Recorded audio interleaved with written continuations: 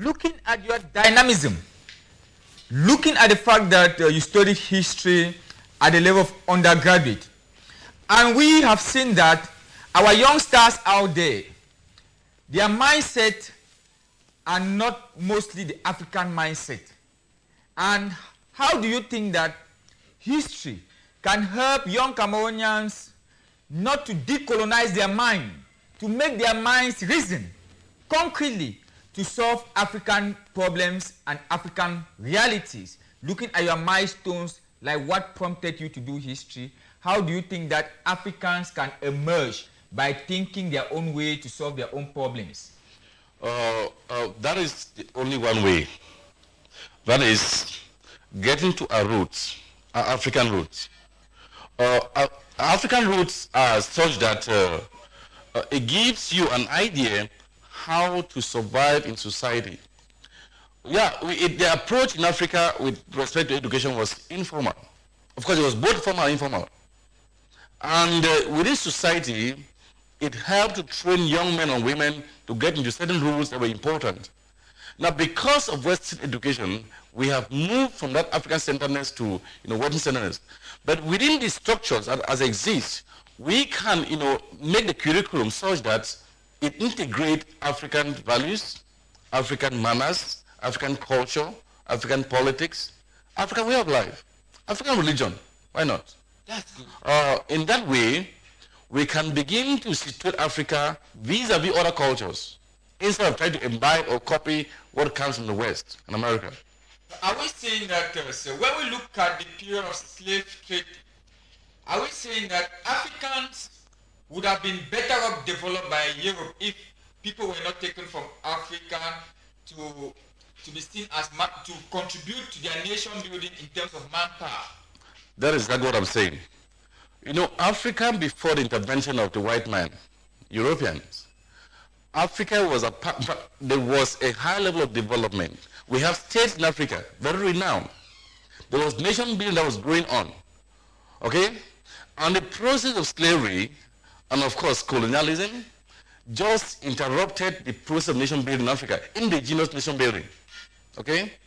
And so we started ebbing and colonialism, as you're saying. Exactly. Okay? African Brotherhood. And so those dynamics, those values, those trajectories were interrupted. Looking at your life journey, good. You are talking of African Brotherhood in Manu. Where you grew up, sir, did you inculcate some of these values? I think what are some of the values that you inculcated from African Brotherhood? Yes, I have particular respect with African institutions. The chieftaincy, and of course, the way of interaction in Africa. In fact, as a matter of fact, before the colonial period. No, I want you to explain in terms of your growing up. Okay, in my growing up, I had survived I've survived in societies where I was not born, thanks to that sense of brotherhood in Africa.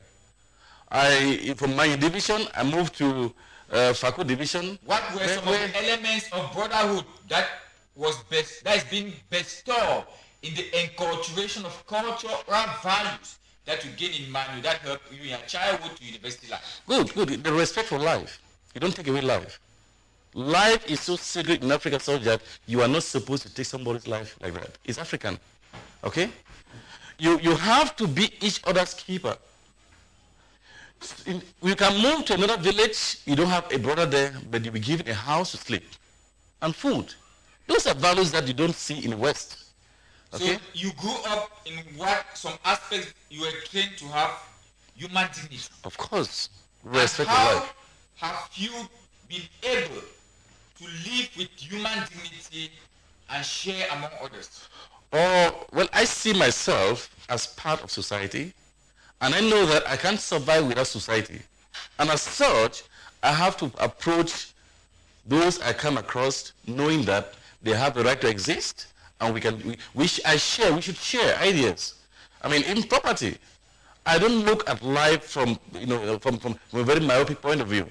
I see myself as part of a society where the actors, the parties, and all the elements of society are very important. Okay. I am just like and shall I say an atom, an individual in the society. Okay. So I don't raise my interest above the society. Okay. Looking at your secondary school life, university life, you had your first degree.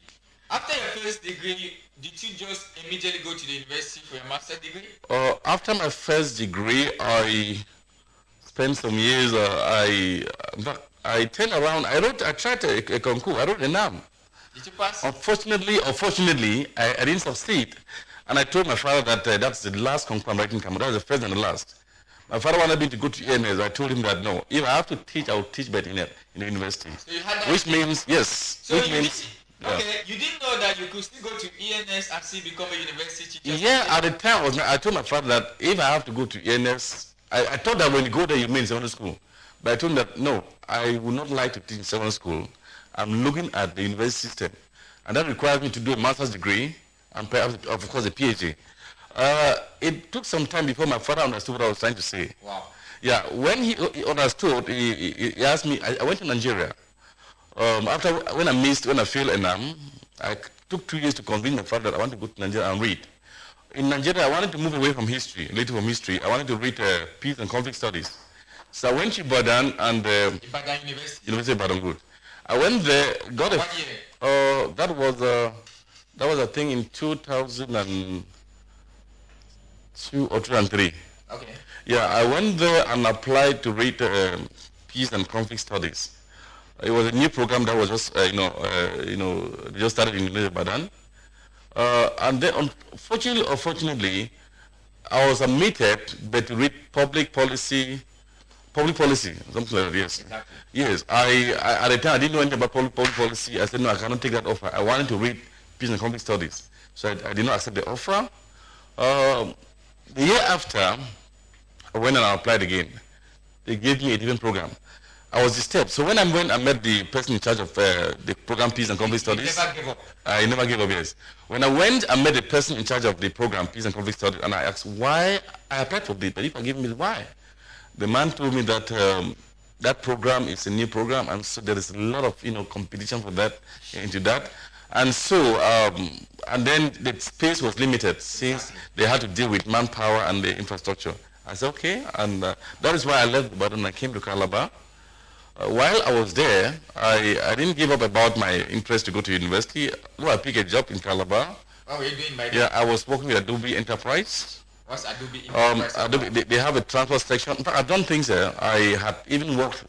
I worked there first. Like, why are you working there? Let's know. First, I was like, what they call here, motor boy. I said, the degree. Wow. They call it a conductor. Conductor. We're moving a car conductor. From Calabar to Lagos, and back, in that lane. Later on, I was, promoted to. I was the person in charge, of human resource there.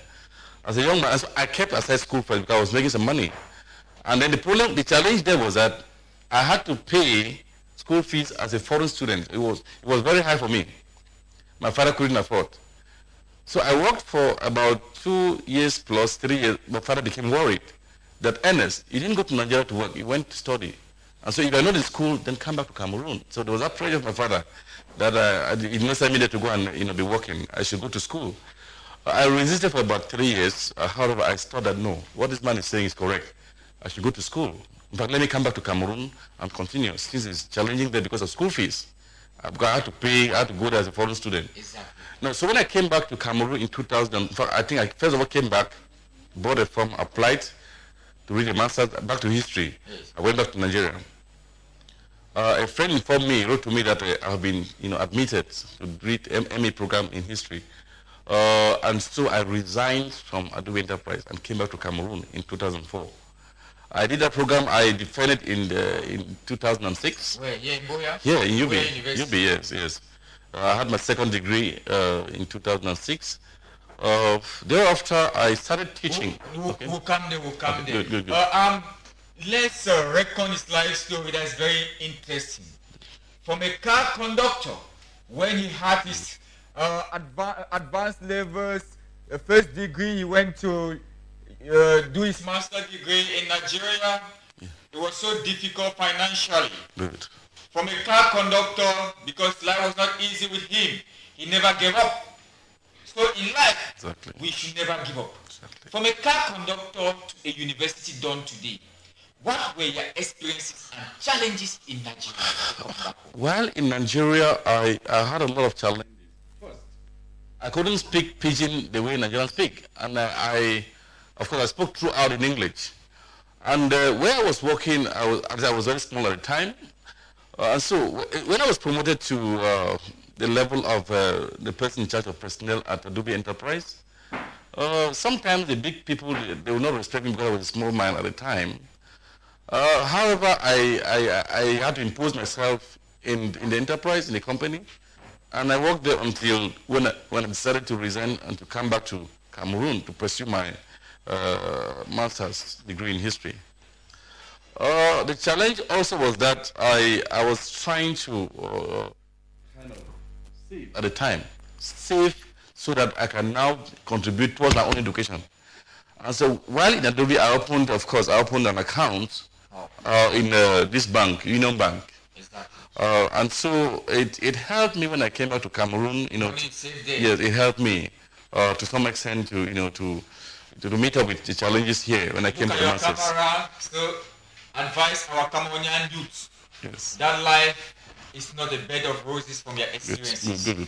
To my Cameroonian brothers, young and old, the one thing I would like to advise you is that you don't have to give up in life. And you must accept challenges. You may have a degree, but you can choose to start even with, by pushing the truck, knowing that someday there will be an opening for you. And that when you get engaged in an activity, you acquire an experience. You use that as a stepping stone to get to other areas that are juicy. Whatever condition you find yourself, you say after education, you don't have to give up. Even if you're not educated, you can educate yourself at home. The opportunities are even more than what we had at the time. And so you don't have to give up. The society is there. Conquer it. Try to understand it. Have a positive mindset and try to see how you can survive and impact society. Wow. Because what matters is impacting society at different levels. Producer, let's have a jingle break. When we come back, we'll continue recording Mr. Ernest's life.